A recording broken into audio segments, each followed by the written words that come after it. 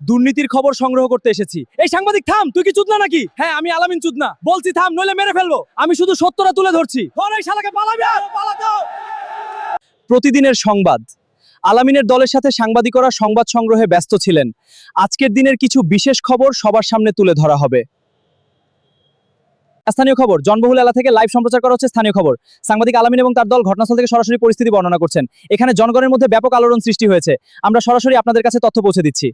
Traffic জ্যামের গল্প। আজকের এই ব্যস্ত শহরের রাস্তায় আমরা দেখছি ভয়াবহ যানজট। সকাল থেকে এই অবস্থা, যানবাহন একদম স্থির হয়ে আছে। পথচারীদেরও খুব ভোগান্তি পোহাতে হচ্ছে। স্থানীয়রা বলছেন এটা নিত্যদিনের সমস্যা হয়ে দাঁড়িয়েছে। আপনাদের মতামত জানতে চাই। বাজারের দাম নিয়ে খুব সমস্যায় আছি। এদিকে আসুন ভাই, আপনার কি মত? সরকারের উচিত দাম কমানো। আপনার গল্পটা বলুন। আমরা খুব কষ্টে আছি। জনপ্রিয় সংবাদ প্রচার, লাইভ সম্প্রচার শুরু হচ্ছে আমাদের বিশেষ সংবাদ পরিবেশনায়। আলামিন এবং তার দল জনসাধারণের সাথে সরাসরি সংযোগ স্থাপনের কাজ চালিয়ে যাচ্ছে। আমরা আপনাদের সংবাদের অপেক্ষায় আছি। ধন্যবাদ, আমরা আপনাদের পাশে আছি। জনগণের ভয়েস হতে চাই আমরা।